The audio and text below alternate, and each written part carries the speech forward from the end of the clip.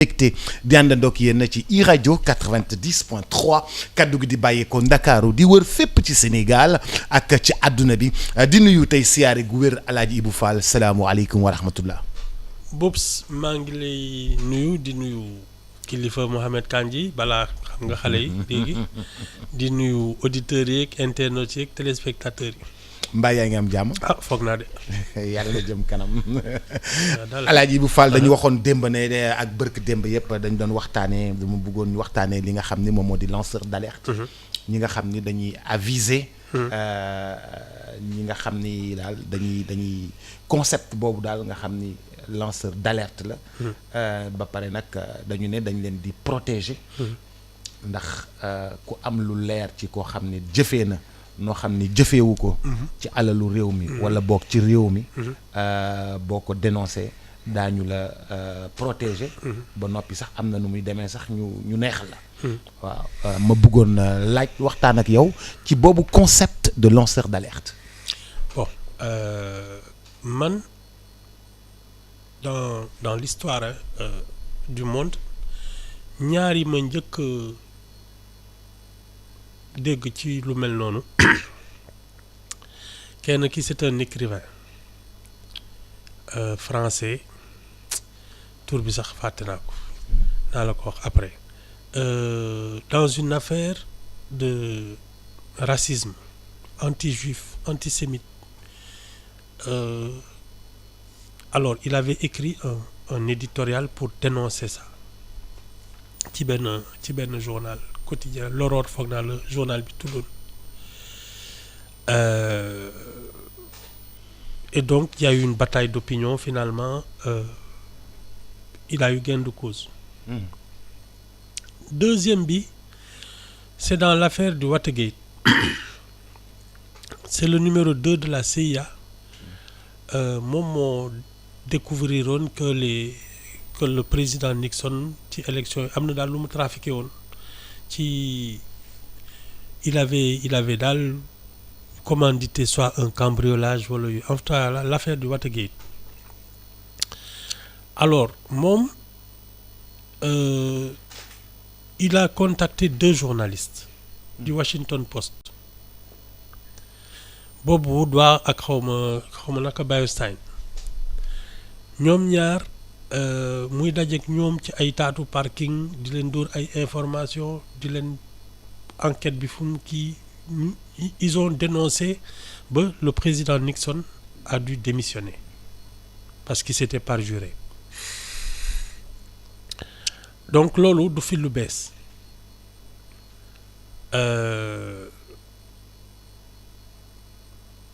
pour man cette affaire de lanceur d'alerte n'est pas une nouveauté parce que ñun ñii di liggéey dans la presse yàgg nañu xam ne am na ay on a des sources qu'on est obligé qu'on est tenu de protéger parce que ñun chaque fois que l'on a pu dénoncer des méfaits dans l'administration yooyu c'est que benn waay moo fa ne daal di ñu contacter secrètement jox ñu ko et je trouve que xam nga informer c'est un métier. Informer c'est un métier. waaw il faut pas qu'on réinvente la roue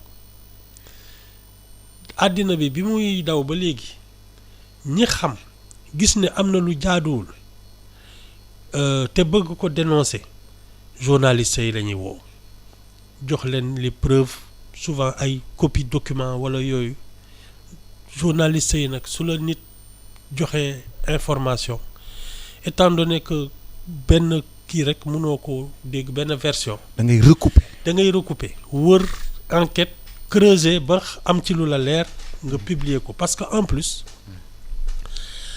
il faut que li ngay wax ce soit d'intérêt public. xam nga ñun di wax loo xam ne amalul kenn benn njëriñ. or dès que tu dis aux gens dénoncez tout ce que vous semble truc xam nga ñun fii dañuy jaawaatle li nga xam ne dafa amal njëriñ réew mi ak li nga xam ne sa règlement compte bopp la. man je ne trouve qu'une seule soo bëggee nit ñi di informer c'est-à-dire population bi qui a le droit à l'information. Il faut juste une mesure, c'est que la presse soit habilitée à accéder à toutes les informations. Parce que ñun xam nañ ne lii taal dëkk ak li ko dul taal. ay secret défense ay am na ak yoo xam ne c'est ça. ñi jàng journalisme xam nañ secret défense. xam nañu fan la ñuy yem. xam nañu fan la ñu war a ci information. voilà ci information li nga xam ne ça relève de l'intérêt public. Du bien public xam nañu lan la xam nañu li nga xam ne tu atteinte à la vie privée d'autrui ak yu mel noonu. léegi nag tout le monde n'est pas formé pour ça. xam nga. man le danger que je vois suñ ne oui il faut de toute manière un journaliste protège ses sources. fii moom journaliste bu fi ne man diw moo ma wax lii wala diw moo ma dénk yi document. kooku dootul liggéey kenn dootu ko jox dara. effectivement. donc lii ñuy wax pour man je sais pas si le nouveau pouvoir parce que ñoom ils ont souvent taxé les journalistes surtout la presse classique de corrompus.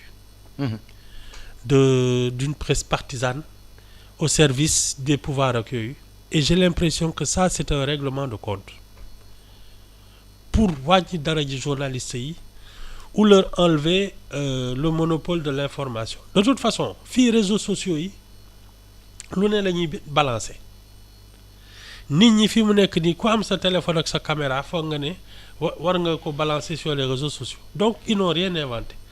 Ce qui peut être dangereux, c'est de cautionner l'amateurisme dans la diffusion de l'information. Boops, c'est un métier, informer. Aller chercher l'information et la diffuser, c'est un métier. Du loo xam ne n'importe qui war nañ ci mën a kii. Parce que am na ci ñoo xam ne xëy na ils ont accès à des informations extrêmement sensibles qui peuvent créer des problèmes sociaux. Mais ils n'en ont pas la conscience. xam naa li xew sama xol tàng na j'en ai marre de cette société je balance. te loolu boops on ne sait pas. fu muy mujj ah oui. Ça peut être une information ethniciste. Je donne confessionnel, un exemple. Confessionnel ethnique wala yooyu ñii xam nga fi mu nekk nii nit ñi dañuy yebbeeku. Alors leur dire vous avez raison parce que la presse là c'est des corrompus ils ont soutenu un régime et cetera parce que loolu lay gën a nuru. xam nga. Je pense que il faut être les premiers à le payer très cher. Parce que de toute manière ils ne font pas l'unanimité. fii amul kenn ko fi def l'unanimité. amul koo xam ne soo demee élection 100% des votes ngay am. Donc ñoom seen biir dans l'administration que am nañ fa ay noon. D'ailleurs il y a des documents qui circulent ces jours-ci et qui ne sont pas très favorables à qui ne sont pas favorables aux gens du pouvoir. Li may wax mooy il faut laisser l'information aux professionnels, les mettre dans des conditions de faire leur métier honnêtement et sérieusement et ne pas créer un désordre déjà dans la profession. Déjà ñun suñu biir ñu ngi naan am na ci ay journalistes yu ñu commencé jaaxal dans la manière d'exercer le métier soo ci bëggee boole nag ne amatul barrière ku mu neex wax lu la neex boops tu peux créer n'importe quel problème dans ce pays. Mais tu sais c'est il faut aussi ñu bàyyi nit yi exprimer wu mais ñu xàmmee ligne rouge bi nga xam ne lii information la lii alerte la ci tel sujet nuñ koy ràññatlee loolu. Non alerte bi je pense qu'il faut l'adresser aux professionnels de la communication et de l'information aux journalistes. soo gisee loo xam ne jar na jottali nit ñi. waxal ak journaliste yi. non mais non journaliste yi. léegi fi mu toll bu ko journaliste yi waxee du am portée il faut que mu nekk ci réseaux sociaux yi. affaire bi tambaambaalu non xaaral ma expliquer la. affaire bi tambaambaalu. ñu génnee document bi kenn wax ci kenn taf ko photo kenn dugg fii nit ñi partagé ko dafa mel ni loolu moo ëpp doole ñu wax ko fi mu nekk ni journalu midi wala journalu 20h wala kii. non parce que aujourd'hui Boubs la presse est sur les réseaux sociaux. gars yi dañuy copier di coller di sànni sur les réseaux sociaux ça c'est pas la diffusion moom c'est pas un problème mais lan la ñu war a diffuser c'est ça le problème. Bon il y a deux choses aussi qu'il ne faut pas confondre l'information parce que même l'alerte c'est vraiment un principe de l'information. C'est à prendre avec des pincettes léegi nag l'opinion loolu moom bokkul. Mais non, ici, on veut avoir l'opinion avec soi. Mais dans cette affaire, exprimer son opinion, c'est un droit que tout le monde a. waxewuma foofu gagner la bataille de l'opinion lay waxee. Non, mais Boubs, xam nga lan mooy ci man. Comment gagner la bataille de l'opinion? Ce n'est pas en diffusant n'importe quoi dans les réseaux sociaux. C'est en étant exemplaire. Savoir se comporter, savoir se tenir, c'est ça gagner la bataille de l'opinion. Parce qu'on ne peut pas. sama auditeur xam nga boo waxee savoir se comporter nit yi dañuy réer savoir se comporter. Boubs waaw da ngay nekk kilifa. ñu dénk la dara ci réew mi. fexeel ba fuñ la fekk yaa ngi wormaal sa liggéey yaa ngi wormaal waa réew mi. nekk ci lu jub. waaw nekk ci lu su yoon dee dañ la dénk loo xam ne alalu mbooloo la. fexeel ba buñ la fekk ci naka su dul noonu. c'est la seule manière parce que xam nga lan mooy wax ci finalement. dëgg mooy mujj. boo xam nga dafa am ñoo xam ne ay waxkatu ndaanaan lañu xam na ni ñuy waxee ni kii seen jëmm neex na ak xam nga. fu ñu waxee ñu déglu leen lu ñu wax ñu gëm leen ak yooyu mais tu peux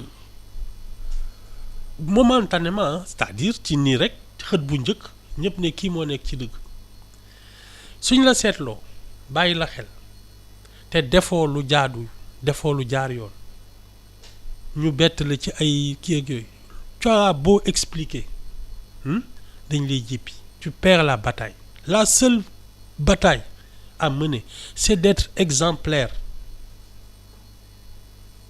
léegi nag dinañ la sosal danañ la waxal lu dul dëgg danañ la yóbbu foo dëkkul nañ la dëkkal foo dëkkul ça c'est pas important parce que dëgg mooy mujj mais su dee yow da nga bëgg a topp ngelaw li su ñu nee lii moo neex nit ñi nga taxaw fa wax fa nit ñi dañu bari melokaan dañoo gaaw a soppeeku kii ñuy fal tey moom la ñuy folli ëllëg vite fait en 2 temps 3 mouvements loolu moom bu yóbboo nga bañ mel ni une girouette fu ngelaw li ne nii rek nga ne maa nga fa lenn dong mooy gagner la bataille de l'opinion c'est sur le long terme et c'est de dire la vérité et d'avoir un comportement juste.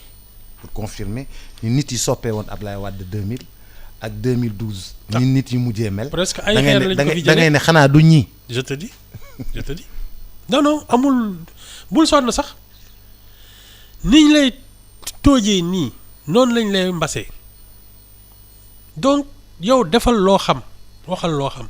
ak def li la war. c'est tout parce que nit ñi moom bu leen topp.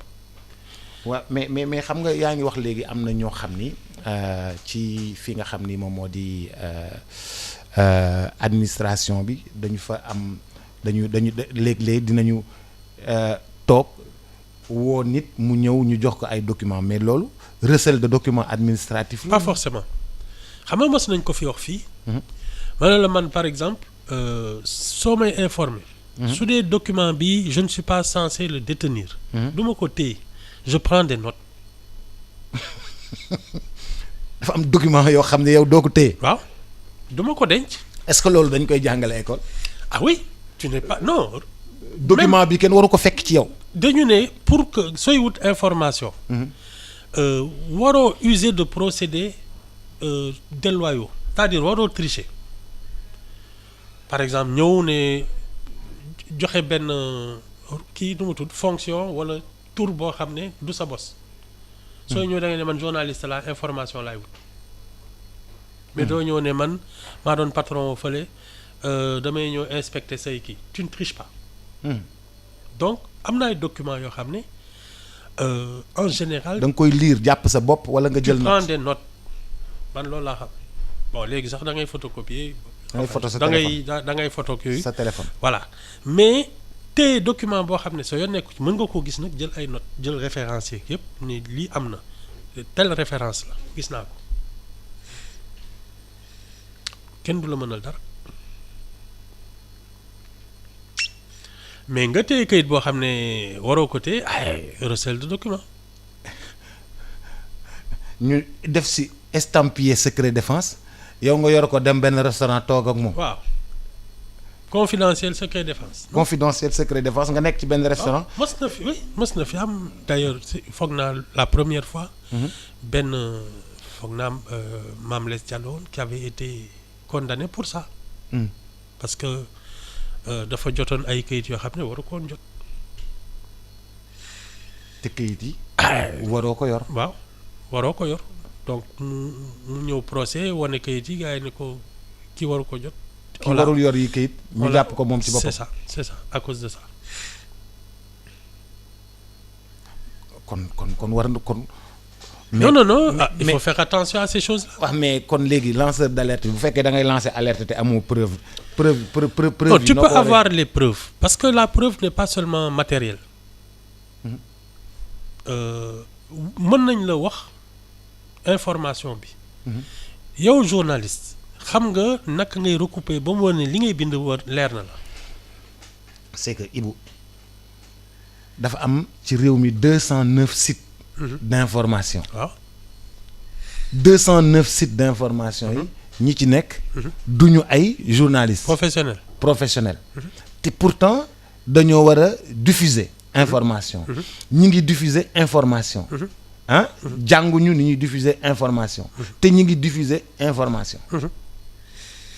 ah ñun bon de toute manière la liberté d'expression aussi c'est ça c'est-à-dire ku ci nekk tam am nga sañ-sañu su dee ta conscience te le permet ngay wax loo xam léeg-léeg sax nit day wax lu mu xamul mais ça c'est un autre problème nous sommes quand même dans un pays où les gens ont le droit de s'exprimer maintenant que nga am conscience ne informer c'est très sérieux et c'est sensible ak nga bañ ko am ça c'est une responsabilité individuelle xam nga ku ci ne tam ak li ngay def soo tëddee nelaw wala li ngay def mën na la tere nelaw loolu nag y a des journalistes professionnels qui ont été formés à l'école ak yooyu boops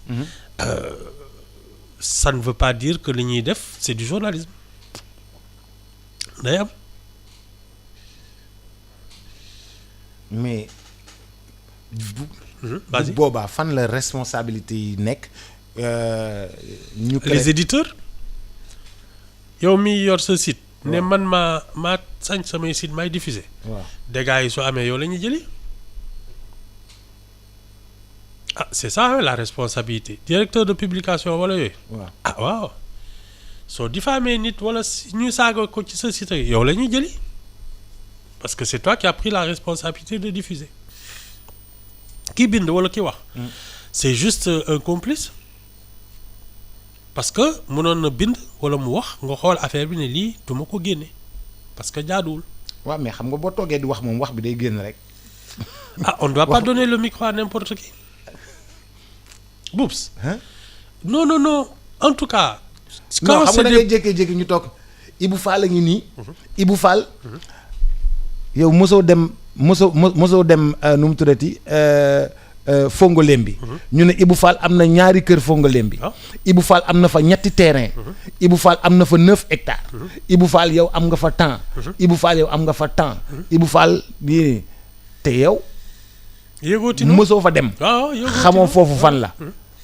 waaw mais bon ça c'est la responsabilité des diffuseurs parce que tam su dee da nga recruter ay nit pour ñuy joxe information te li ñuy joxe yëpp dara du ci dëgg yaa tooñ. kon yow mi moom site bi bu ñuy jël si. waaw. bu ñuy woote yow tu es la le ñu principal responsable yow la parce que mën nga ko censurer mën nga ne lii du génn tu dois contrôler le travail de tes trucs bon man je te parle plutôt de presse écrite parce que loolu laa xam man bi may diriger un quotidien Boubs amul benn texte buy génn dans mon journal te je ne l'ai pas lu et corrigé amul parce que li may bañ d'ailleurs man maa doon mujj wàcc monter journal bi titraay beeg yëpp mais je corrigeais tous les textes personnellement parce que bugguma génne journal boo xam ne dañ may ne lii moo ci ne ma naan bon yëguma ko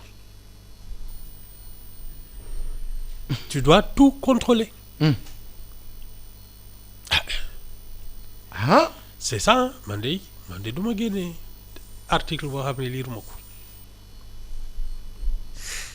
comme ça lu foo ma ci woo nag mooyu la su ma ko génnee. foo ma ci woo mooyu la parce que c'est fait en connaissance de cause mu neex ak mu naqadi nit ñi loolu sama yoon nekku ci su ma xamee ne lii mu bind dëgg la te du deñ j'assume c'est tout. bu ñu jàllee état bu lanceur d'alerte boobu noonu dañuy gis léeg-léeg ci maanaam liggéeyu presse dafa xaw a difficile je donne l'exemple de la RTS qui fait son travail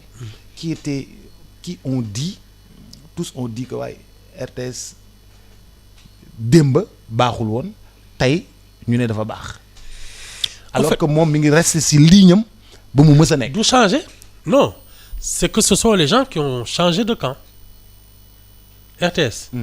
camp au gouvernement la mës a ne. musu faa jóg musu faa génn ak Soleil. ils ont toujours été les porte-parole de l'action gouvernementale. mooy seen tribune. ñoom changé wuñu ñi nekkoon ci mbedd mi léegi dugg ci nguur gi. ñoom ñoo changé c'est tout. mais la RTS est restée. mais c'est sa mission. c'est sa mission leneen lu ñu la wax c'est pas vrai la RTS est là pour mettre en valeur les actions du gouvernement. Mais comment aider la RTS à avoir un jeu d'équilibre entre l'opposition et le pouvoir. Le pouvoir domine trop. xam nga man c'est quoi mon opinion dans cette affaire. Média d'État moo warul am. ah non Ibou Fall. da nga may laaj la ba xalaat. waaw média d'État moo warul am. Ibou média d'État tu sais le journalisme c'est un métier libéral. Journalisme. C'est un métier de liberté et de truc c'est-à-dire que ñun xam nga lan mooy l'État par exemple les groupes de presse le gouvernement veut que ces activités soient couvertes. Mais tu signes des contrats avec les groupes de presse. Ñun nos communiqués parce que tu peux publier des communiqués. Les publier reportages. ak yooyu. mais nañ ko def ak presse privée bi mais jël c'est-à-dire que les médias d'État concurrencent les privés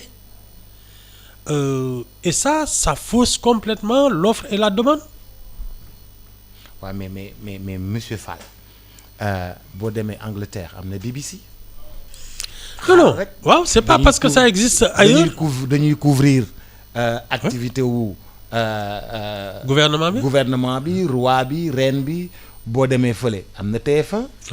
mais man non kii la France 2. TF1 maintenant c'est du privé waaw. France 2. non man loolu boo ñëwee fii am na RTS mais. man loolu laa gëm. mais Ibou il faut que mu am un peu un jeu d'équilibre. non parce que dafa mënoo équilibre bi mooy il faut que l'opposition se retrouve am tribune à la RTS. Bon c'est le service public. Normalement waruñu par parlo. Mais c'est pas la culture de la maison. ah non xam nga nag tam yow sooy créer ce groupe de presse ce journal wala yooyu tu as ce qu'on appelle une ligne éditoriale ñun lii mooy suñu doxalin la ligne éditoriale de la RTS c'est pas de faire plaisir à l'opposition bon dinañ leen inviter nii de temps en temps mais leur priorité c'est c'est l'action gouvernementale leur priorité mais naka la ñu mën a sentir parce que en fait kii nga xam ni moom sénégalais la nekk opposant di fay ci impôt di liggéey ñu koy def retenue à la source muy def nii bu jëndee essence fay TVA bu jëndee kii way def mais il doit se retrouver dans ça loolu c'est la ligne éditoriale qui en décide suñu toogee en réunion de rédaction les gens disent lan mooy sujet bi tey ils ont des priorités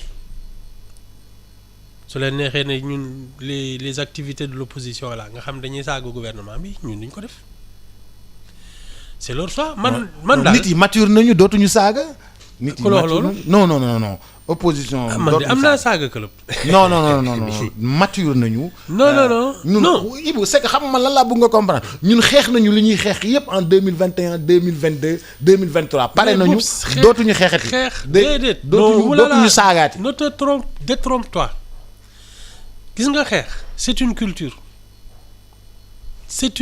c'est pas des circonstances c'est que noonu nga bindoo on ne change pas sa nature bu la ci dara nax que ce soit la violence verbale psychologique wala yooyu quand tu es violent gëmuma ne xeex dootu fi am parce que on a cultivé ça et c'est devenu maintenant dans notre comportement de tous les jours non ouais. Que ce soit la violence physique que ce soit la violence psychologique que ce soit la violence verbale du fi jóge en tout cas du ñi waa léegi xam nga amatuñu opposition bu virulent xaaral rek da nga may bàyyi ma pare boo ne opposition ñu ne nu mu tuddati Khalifa Sall il est très calme comme l'eau non xañ la calme non Ibou da bàyyi non Khalifa Sall bi mu nekkee à la tête de jeunesse socialiste là dañ doon xeex moom ak ay Ablaye Matar Diop ak yooyu les tontons Makout ak yooyu attends il faut pas waaw léegi màgg nañu Ibou da nga amatul doole non màgg nañu doole mais jeex mais doo ma bàyyi ma yegg d'accord Ibou boo xoolee opposition bi ku nekk ci opposition Khalifa Sall xam nga du xeex du santaane xeex bu ku nekk ci opposition bi Amadou Ba du xeex du santaane xeex ku nekk ci opposition bi Idrissa Seck du xeex du santaane xeex donc une opposition Macky Sall mais Macky Sall man Macky Sall mi Macky Sall man Macky Sall new ci réew mi di ñoom les marrons du feu yooyu amu fi yoon waaw non dootul amati léegi ñoom tu crois non Ibou non mais attends dootul amati je ne crois pas un mot de ça je te dis c'est devenu parce que le débat politique suñ ko ajoon ci les sujets d'intérêt général xeex du ma sa am c'est que ñun fii on est dans le caniveau ce sont les attaques personnelles te léegi ñun les gens qu'on a autorisés à faire de la politique boops ils n'en ont pas le niveau donc seen argument yëpp c'est la violence soit physique soit verbale battre la ceinture oui ça c'est devenu le niveau de débat sénégalais dara du ko dindi sàcc nga dëmm nga ñaar yooyu daal la ñuy werante mais nag Ibou nag ñi sàcc dañoo bari de ni ko fi rapport yi génnee sàcc nga dëmm nga moom du fi jóg parce que boops ku nekk ak sa sàcc rek pardon ku nekk ak sa sàcc les gens qui étaient dans l'opposition et ont dénoncé depuis le début des indépendances naan wey le pays est mal géré les détournements ñi ku ci fexe ba yegg si tu te sers il y en a pas un qui fait exception ñi nekk ci opposition mës nañ nekk ci nguur gi n'est-ce pas tu veux dire qu'ils se sont servis ils se sont tous servis il y a pas d'exception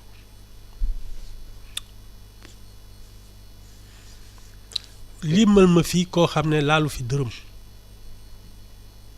dans les groupes là gauche droite ak yi ñu koy woy gauche ak droite ak. la gauche la droite les centristes. waaw yooyu yëpp les centristes. woon ma les fi koo libéraux. xam ne yor na fi gouvernance boo xam ne kenn mënul dindi dërëm ci li mu kii qui se sont pas enrichis wala yooyu. won ma ou ci qui kenn n'ont pas bénéficié de privilèges. waaw won ma ci kenn amul. yow da ngay man su ma ñëwee bëgg waxtaan ak yow da ngay jékki-jékki bëgg a jaxase sama xel. déedéet da ngay bëgg jékki-jékki bëgg mais a jaxase Boubs, sama xel. Boubs. damay xëy suba enthousiaste ba dee ñëw fii nga jaxase sama xel bi. Boubs, le fameux incident coup d'État 62, c'était quoi? Le chef de gouvernement voyage, à son retour, on lui dit les députés se sont enfermés pour yokk seen ay salaire mu laajte ñu ne ko banque yi dañ ne woon ñi nekk ci gouvernement beeg officiels yeeg kii buñ ko laal c'est pour les hommes d'affaires, c'est pour les entreprises ndeke ils avaient tout pillé lépp te nee nañu duñu fay. Ça a commencé comme ça dès 1960 amul benn régime boo xam ne y a pas eu de prédateurs amul. Comment faire pour que ce régime qui vient d'arriver bañ a yegg foofu. muy yéen Boubs xam nga. non xam nga on parle du passé et aujourd'hui nous tous nous avons envie que ça change. Comment faire mandat. Comment mettre des barrières pour que loolu bañ ñu bañ a yegg foofu. Ah ça c'est xam nga ce qu'on appelle la redevabilité mooy y a de deux sortes. Mais la première condition c'est que la population elle-même soit vigilante. mooy lanceur d'alerte. Non.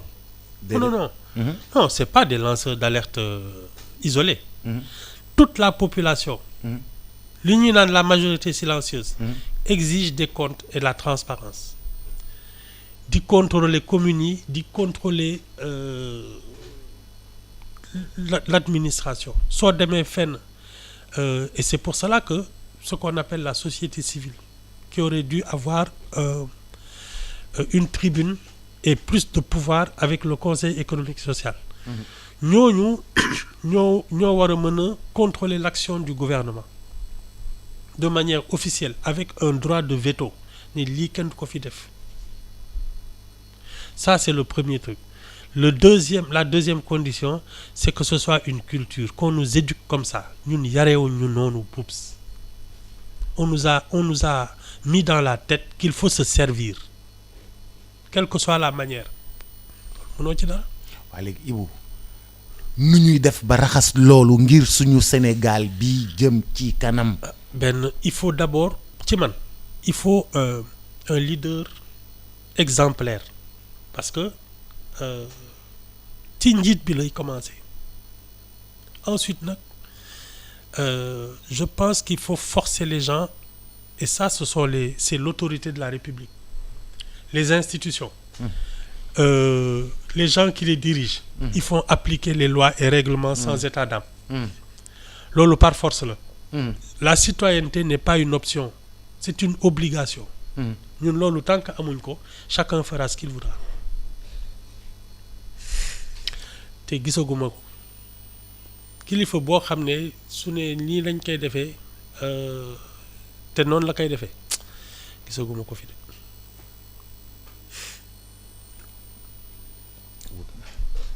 da ngay jékki-jékki ñu tegu ci yoon bi. nga may leeral ba si yàgg ñuy waxtaan wi neex ba si yàgg nga bëgg ko yàq. Mais Boubs, je vais pas raconter d'histoire su ma fi gisoon koo xam ne su taxawee ne ay nañu jubal rànge parce que moom ci boppam jub na je t'aurais dit ça dinaa la ne kii waajaa ngi nii mais gisaguma ko fi xëy na maa ko gisul te mu ngi fi mais man de gisaguma ko fi je n'en vois pas un. yow daal gëmoo ni rang yi dina jub. Non c'est notre culture ñun dañu mën naxante quoi ak suñu bopp. suñu bopp ñun. suñu bakken moo ñu jiital di moo tax ñuy naxante ak suñu bopp. démb da nga ma doon yey ci xale yi. maa ngi lay ak ci mag ñi. ak ci mag ñi. mais ci xale yi maa lay yónnee xale chinois yi démb ni ñuy jardin d'enfants. waaw ñu leen di jàngal bale. ñu bu ñu lekkee ba pare raxas fomp. ak japonais yeeg yooyu oui bien sûr. lal seen lal. tëdd def sport kii nii dafa mel ni ñun dañoo am retard bu rëy ci ni nga xam ne noonu la ñu bëgg a jàngalee suñuy doom pour que ëllëg ñu mën a nekk citoyen yu modèle yooyu. waaw mais c'est que loolu balaa nga koy def yow ci sa bopp nga mel ko parce que les gens qui éduquent leurs enfants comme ça ils ont été éduqués comme ça. xam nga. ñun on n'a pas cette éducation. fii soo nekkee góor nekk ci biir kër gi di naan xaaral ma bale wala ma jàpp ci liggéeyu kër gi sax ñu commencé la xoolaat naan la yow lan moo la dal. yow góor goo xam ne bale rek. or que da nga war a bale war a fomp. oui les tâches ménagères soo ko fi bëggee def sax ñu ne kii daal vraiment kii lan moo ko dal. Ibou bul yàq sama journée. mais les polygames là qu'est-ce qu'ils disent balaa ngay xam ne kay kii nga ñi wujje ba lay jaamu looloo tax ñu naan kii wujje dafa baax mais c'est parce que justement da ngay jaaxaan gars yi ñu lay jaamu c'est la compétition loolu de la. tu crées une compétition à la maison. waaw comme ça tu ne ficherais ñoom ñuy rey seen bopp non c'est Boubs ñun c'est dans la tête que nous sommes sous-développés suñu xel moo dawul quoi. bu ñun sous-développé wuñu de. suñu bopp bii. suñu xel moo dawul dara.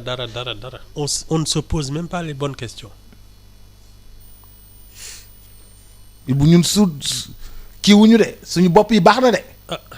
ayca ma ne la Boubs génnal fait 100 mètres dans la rue yi nga xam ne on est vraiment des gens arriérés da ngay dox ci mbedd mi rek gis nit ñi toogee comment on occupe l'espace ak yooyu comment on se comporte. Occupation de l'espace public. waaw anarchie bi tufli bi fii ñii di def seen ay nu mu tudd y en a qui font leur vaisselle sur le trottoir ak yooyu non mais attends. mais loolu dafa am Paris aussi c'est pas parce que am na Paris ak New York ak yooyu que c'est normal.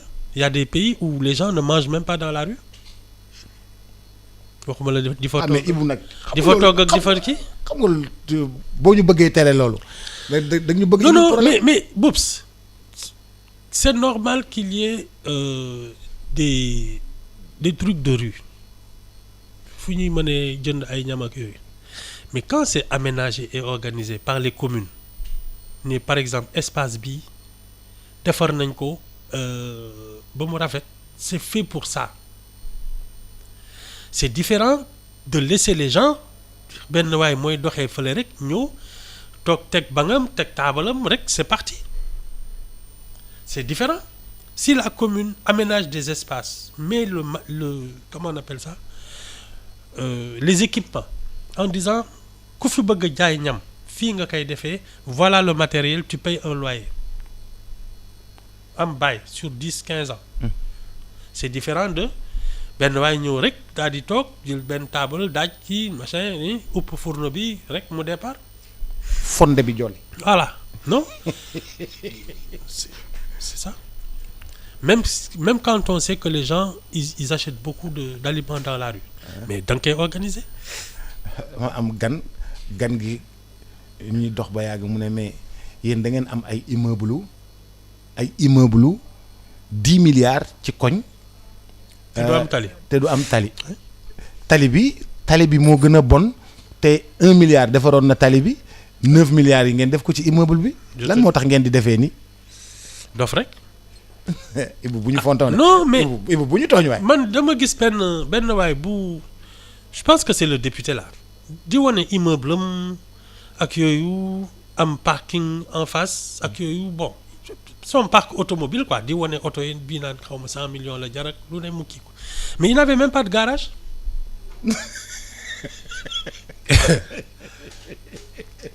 mais la preuve que ñun dañu doy waar quand on a essayé de faire des trucs là les sites là Tangus. Oui. waaw kenn demu fa. ah. Tangus. xam ne loolu la tëjee. Tanguy nga xam ne dafa bëggoon def ay kiosque yu rafet. oui. nit yi ñëw di ci lekk. mu set ak yooyu mu set yooyu set wicc. ñëpp ñëw ñu organiser. ça fait lekk bi faillite et tout ça. ça fait faillite. ñu ne bëgguñu loolu. non non ñu il faut que mu salte forox caaya tilim ñu mën fa nekk. c'est ça. Ibu yaa ñu yëpp. ah soo gisee leneen wax ma ko. Ibu yaa ñu yëpp. Tanguy dafa tëj. Tanguy kenn bëggu fa dem kenn demu fa affaire bi nice. je te dis. nice ñu teg prototype yi ci 2 voies Sacré-Cœur bi. ñun dañuy romb ay grandes surfaces yu climatisées nga xam ne les prix sont affichés yëpp dem dugg ci marché boo xam ne da ngay xuus ci ndox mi ñuy tufli sa kaw ngay dëgg ci sax yi. waaw au revoir ciao. au revoir ciao. transfert d'argent bi ngay romb foo xam ne dañ ko organiser afficher prix yi. climatiser ko.